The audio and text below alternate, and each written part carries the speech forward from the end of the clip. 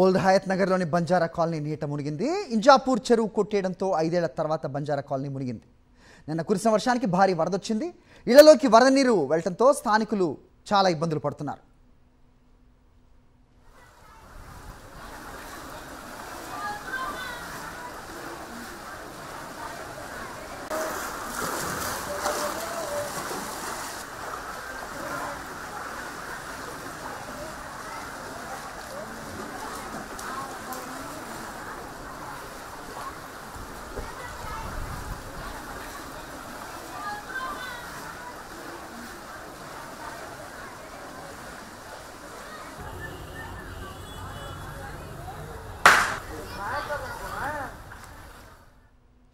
Right, నిన్న కురిసిన వర్షానికి భారీ వరద కాలనీలోకి వచ్చిన పరిస్థితి చూస్తున్నాం మనం.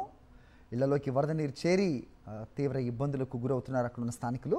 ఇది ఓల్డ్ హయత్ నగర్లోని బంజారా కాలనీలో జరిగింది. మొత్తం కాలనీ కూడా నీట మునిగిన పరిస్థితి. ఇంజాపూర్ చెరువు కొట్టేశారు. అలా కొట్టేయడంతో 5 ఏళ్ల తర్వాత ఈ పరిస్థితి ఈ కాలనీలో కనిపిస్తోంది. నిన్న కురిసిన వర్షానికి భారీగా వరద నీరు వచ్చింది. ఇళ్లలోకి నీరు వెళ్ళటంతో స్థానికులు చాలా ఇబ్బందులు పడుతున్నారు.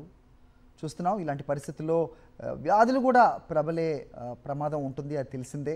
సో దీన్ని త్వరితగతిన నీళ్లు క్లియర్ చేయాల్సిన అవసరం ఉంటుంది. అధికారులు పట్టించుకొని త్వరితగతిన దీనికి పరిష్కారం వెతకాలి అంటూ కూడా స్థానికులు కోరుతున్నారు. అయితే నిన్న గంటల తరబడి కురిసిన భారీ వర్షానికి ఈ రకమైన పరిస్థితి బంజారా కాలనీలో చూస్తున్నాం.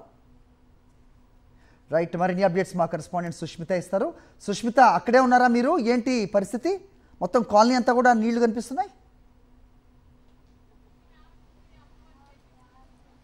సార్, ఈ ప్రస్తుతం మనం స్పాట్ వద్దే ఉన్నాము. సో మొత్తంగా కూడా చూసుకుంటే బంజారా కాలనీ నీటితో మునిగిపోయిన పరిస్థితి అయితే కనిపిస్తుంది. అయితే నిన్న హయత్ నగర్ ప్రాంతంలో ఇటువైపు ఏదైతే నగర శివారు ప్రాంతాలన్నీ కూడా భారీ వర్షం కురుస్తుంది. ఈ నేపథ్యంలోనే పక్కన ఉన్న ఒక ఇంజాపూర్ చెరువు అనేది మునిగిపోయిందని కూడా చెప్తున్నారు. దాని నుంచి ఏదైతే అధికారులు కొట్టివేయడం కారణంగా ఆ నీరన్నీ కూడా ఈ కాలనీలోకి వచ్చినట్టుగా కూడా తెలుస్తూ ఉంది. అయితే అధికారుల నిర్లక్ష్యం కారణంగా ఇప్పుడు చాలామంది అయితే దాదాపు 1000 మందికి పైగా కూడా అంటే ఇల్లు ఇక్కడ ఉన్నట్టుగా కూడా చెప్తూ ఉన్నారు.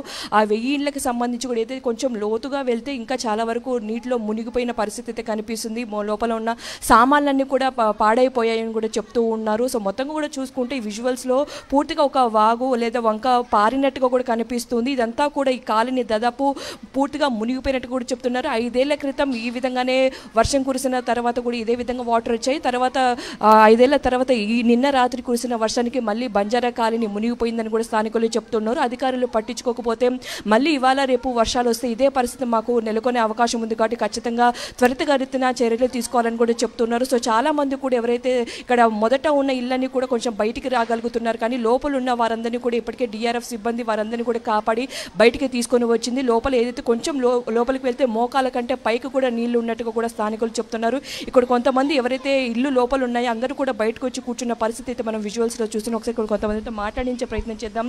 ఎప్పటి నుంచి ఉందమ్మా ఈ పరిస్థితి? రాత్రి 12 అయింది మేడం. మేము పనికి పోయి పండుకున్నాం. పక్కన వాళ్ళు నీళ్ళు వస్తాయి అని లేపారు. లేచి చూసేవరకే మొత్తం ఇంట్లోకే వచ్చినాయి. సామాన్ మొత్తం వదిలేసి పిల్లల్ని ఎత్తుకొని బయటకు వచ్చేసినాం. అంటే ఎవరైనా అధికారులు వచ్చిరా మాట్లాడారు? వచ్చి మాట్లాడిరు. అది టిఫిన్ పెట్టిరు, పొద్దున పెట్టిరు, కానీ ఇళ్ళలో పోవటానికి పరిస్థితి లేదు మేడం. అందుకే ఇక్కడ కూర్చున్నాం.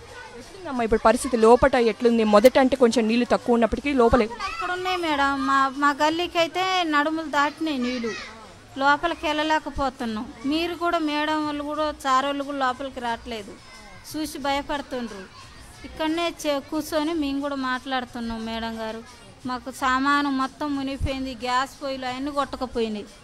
మొత్తం అసలు బట్టలతో పిల్లల్ని ఎత్తుకొని బయటకు వచ్చినాం. మీరు ఎక్కడ ఉంటారమ్మా? ఎట్లుంది సిచ్యువేషన్? ఇక్కడే ఉంటున్నామండి. అంతే ఉందండి సిచ్యువేషను. మనిషి లోతు నీళ్ళు వచ్చినాయి. ఇప్పుడు కొంచెం తగ్గిపోయినాయండి. మాకు తినడానికి కానీ అవకాశం లేకుండా అయిపోయింది. బట్టలు తడిసిపోయినాయి, బియ్యం తడిసిపోయినాయి, గ్యాస్ తడిసిపోయింది. ఏం అవకాశం లేకుండా అయిపోయిందండి. లోపల అంటే ఎంతవరకు ఇల్లులు ఉంటాయమ్మా? చాలా ఉన్నాయండి. అక్కడ డ్రైనేజ్ ఉందండి. డ్రైనేజ్ వారికి మొత్తం క్లోజ్ అయిపోయినాయి. మొత్తం నీళ్ళు బయటికి వెళ్ళే అవకాశం కానీ లేకుండా అయిపోయింది. సో మొత్తంగా చూస్తున్నాము ఇప్పటికే డిఆర్ఎఫ్ సిబ్బంది బోట్స్ కూడా సిద్ధం చేసింది. లోపల ఇంకా ఎవరైనా ఉంటే వారందరినీ కూడా కాపాడేందుకు కూడా ఇప్పటికే ఏర్పాటు చేసినట్టుగా కూడా చెప్తున్నారు. హైడ్రా అధికారులు కూడా ఇక్కడికి వచ్చి ఆ నీటిని ఎలా పంపించి వేయాలనే ప్రయత్నంలో అయితే చూస్తున్నట్టు కూడా చెప్తున్నారు. డ్రైనేజీ నీళ్లు మరోవైపు ఏదైతే చెరువు ఉందో ఆ చెరువుకు సంబంధించిన నీళ్ళు మొత్తం కూడా కాలనీలోకి వెళ్ళిపోయాయి. లోపల చాలా వరకు కూడా కొంచెం లోతట్టు ప్రాంత ఇల్లు ఉన్నాయి. ఆ లోతుకు సంబంధించి ఇల్లు కూడా లోపలికి వెళ్ళిపోయాయి. సామాన్లన్నీ కూడా పాడైపోయాయని కూడా చెప్తున్నారు.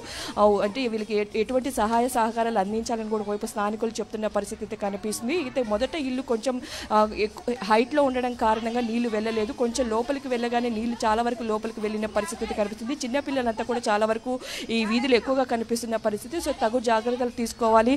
లేకపోతే అంటే ఇవాళ రేపు మళ్ళీ కూడా రాత్రిపూట వర్షాలు పడే అవకాశం ఉన్నట్టు కూడా అధికారులు చెప్తున్న నేపథ్యంలో కూడా ఒకవైపు అధికారులు ఇక్కడికి వచ్చి కూడా సిచ్యువేషన్ చూసి దానికి తగ్గట్టు కూడా మాకు చర్యలు తీసుకొని ఇక్కడ ఏదైనా ప్రాంతాలు అంటే వాళ్ళు నివాసం ఉండడానికి ప్రాంతాలు ఏర్పాటు చేయాలని కూడా చెప్తున్న పరిస్థితి అయితే కనిపిస్తున్నాయి. Hari. Right, Sushmita, thanks for the inputs.